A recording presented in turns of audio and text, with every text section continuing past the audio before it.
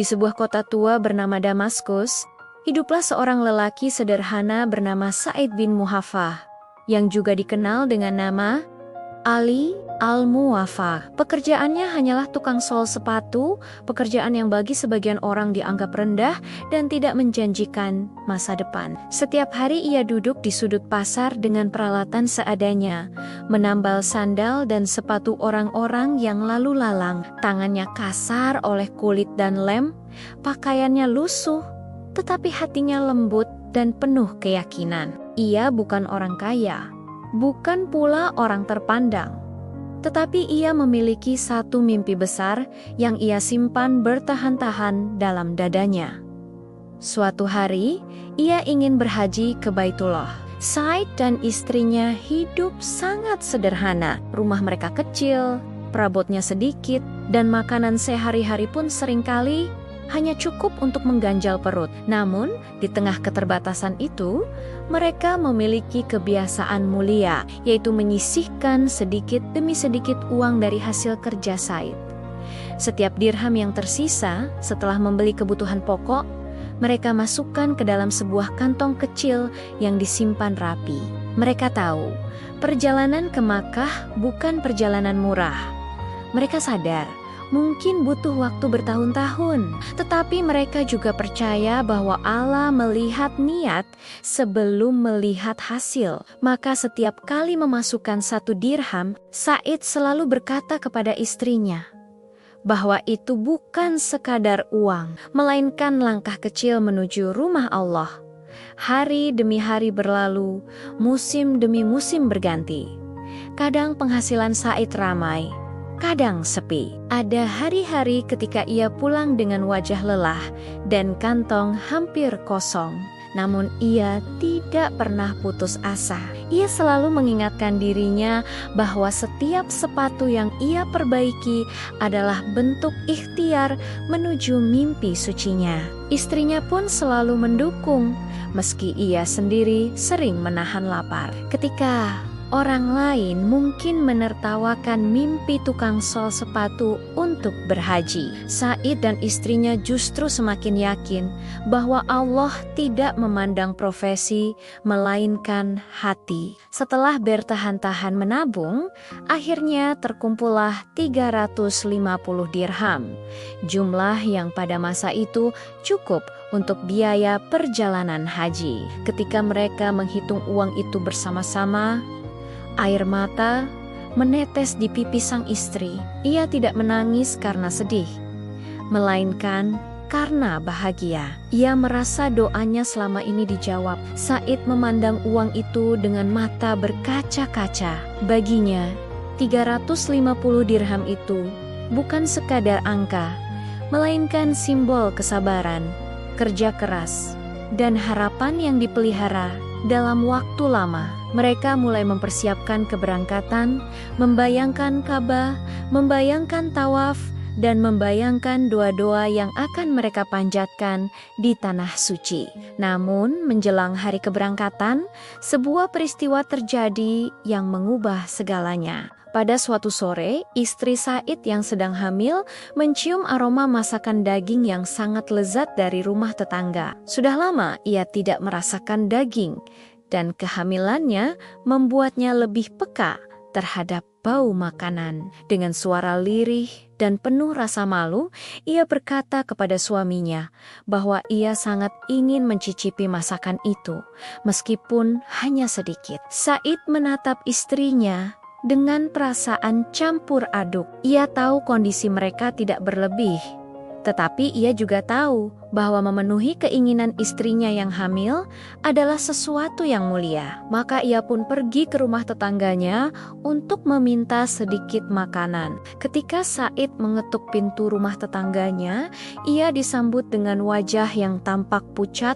dan mata yang sembab. Saat Sa'id menyampaikan maksudnya, tetangga itu tiba-tiba menawash. Dengan suara gemetar, ia berkata bahwa daging yang dimasaknya bukanlah daging biasa, melainkan bangkai keledai. Ia terpaksa memasaknya karena keluarganya sudah 3 hari tidak makan. Anak-anaknya menangis kelaparan, dan ia tidak punya apa-apa lagi untuk diberikan. Ia tahu bangkai haram dimakan, tetapi dalam kondisi darurat, ia tidak punya pilihan lain. Mendengar cerita itu, tubuh Said terasa lemas. Kata-kata itu menusuk hatinya lebih tajam daripada pisau. Ia datang untuk meminta makanan, tetapi justru menemukan penderitaan yang jauh lebih besar di depan matanya. Ia pulang ke rumah dengan langkah gontai dan menceritakan semuanya kepada istrinya. Istrinya terdiam lama lalu menangis, bukan karena keinginannya tidak terpenuhi, tetapi karena ia merasa malu telah mengeluh sementara tetangganya tidak makan selama berhari-hari. Dalam keheningan itu, mereka saling memandang dan tanpa banyak kata, mereka memahami satu sama lain. Malam itu, Said dan istrinya mengambil keputusan paling berat dalam hidup mereka. Mereka membuka kantong tabungan yang selama bertahan-tahan mereka jaga dengan penuh harap. Uang 350 dirham itu mereka hitung sekali lagi. Hati mereka bergetar, karena itu berarti mimpi haji yang sudah begitu dekat akan kembali menjauh. Namun di sisi lain, ada keluarga yang kelaparan di depan mata mereka. Akhirnya mereka sepakat. Seluruh uang itu akan mereka berikan kepada tetangga mereka. Bukan sebagian, bukan setengah, tetapi semuanya. Mereka memilih menunda perjalanan fisik ke Makkah demi menolong sesama manusia yang sedang sekarat oleh kelaparan. Keesokan harinya, Said menyerahkan uang itu kepada tetangganya. Tetangga itu terkejut dan tidak kuasa menahan tangis. Ia tahu uang itu bukan uang biasa. Ia tahu itu adalah tabungan bertahun-tahun. Namun Said berkata dengan tenang bahwa ia lebih takut kepada Allah jika membiarkan tetangganya mati kelaparan daripada takut kehilangan kesempatan berhaji. Uang itu menjadi penyelamat bagi keluarga miskin tersebut. Mereka bisa membeli makanan, memperbaiki kondisi hidup mereka, dan kembali memiliki harapan. Di sisi lain, Said dan istrinya kembali ke kehidupan sederhana mereka, tanpa tabungan, tanpa rencana keberangkatan haji. Namun anehnya, hati mereka terasa lebih ringan. Mereka tidak merasa rugi. Mereka justru merasa dekat dengan Allah. Mereka merasa telah melakukan sesuatu yang benar, meski berat. Mereka tidak tahu bahwa keputusan itu akan dicatat di langit dengan cara yang luar biasa. Pada tahun yang sama, seorang ulama besar bernama Abdullah bin Al-Mubarak berangkat haji. Dalam perjalanannya, ia bermimpi melihat dua malaikat sedang berbincang. Dalam mimpi itu, ia mendengar salah satu malaikat berkata bahwa tidak ada satupun jamaah haji tahun itu yang diterima ibadahnya. Malaikat yang lain bertanya, "Lalu, siapa yang hajinya diterima?" Malaikat pertama menjawab, seorang tukang sol sepatu dari Damaskus bernama Said bin Muhafah yang tidak berangkat haji, tetapi memberikan seluruh tabungannya kepada tetangganya yang kelaparan. Abdullah bin Al-Mubarak terbangun dengan hati gemetar. Ia merasa telah menyaksikan sesuatu yang sangat besar. Setelah kembali dari haji, Abdullah bin Al-Mubarak mencari Said di Damaskus. Ia menemukan lelaki sederhana itu sedang bekerja seperti biasa, membetulkan sepatu di sudut pasar. Abdullah menceritakan mimpinya, dan Said terkejut. Ia tidak merasa melakukan sesuatu yang luar biasa. Ia hanya merasa melakukan apa yang seharusnya dilakukan oleh seorang manusia kepada manusia lainnya. Namun dari kisah itu, dunia belajar bahwa haji bukan hanya perjalanan tubuh, tetapi perjalanan hati.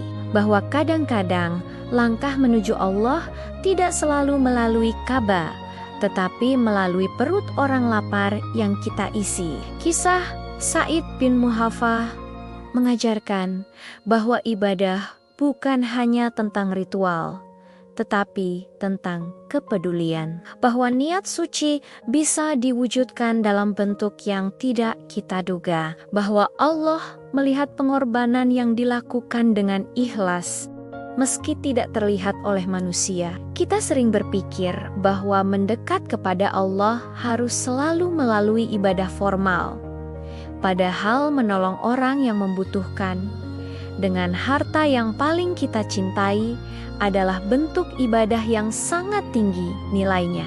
Dalam hidup, seringkali kita dihadapkan pada pilihan antara mimpi pribadi dan kebutuhan orang lain. Kita sering memilih mimpi kita, karena itu terasa lebih dekat dan lebih nyata. Namun kisah ini mengajarkan bahwa ketika kita mengorbankan sesuatu yang sangat kita inginkan demi kebaikan orang lain, Allah mampu menggantinya dengan sesuatu yang jauh lebih besar nilainya. Said tidak sampai ke Makkah dengan kakinya, tetapi namanya sampai ke langit dengan amalnya. Kisah ini juga mengingatkan bahwa kemuliaan tidak diukur dari jabatan atau kekayaan, tetapi dari ketulusan. Said hanyalah tukang sol sepatu, tetapi amalnya membuat para malaikat menyebut namanya. Ia tidak terkenal di dunia, tetapi dikenal di langit. Ia tidak berdiri di hadapan Ka'bah, tetapi hatinya berdiri di hadapan Allah. Jika hari ini kita merasa kecil, merasa tidak berarti, atau merasa ibadah kita biasa saja, ingatlah kisah ini. Bisa jadi satu keputusan kecil yang kita ambil dengan ikhlas lebih bernilai di sisi Allah daripada amal besar yang penuh kebanggaan. Bisa jadi 1 rupiah yang kita berikan dengan tulus lebih berarti daripada ribuan yang kita keluarkan tanpa hati.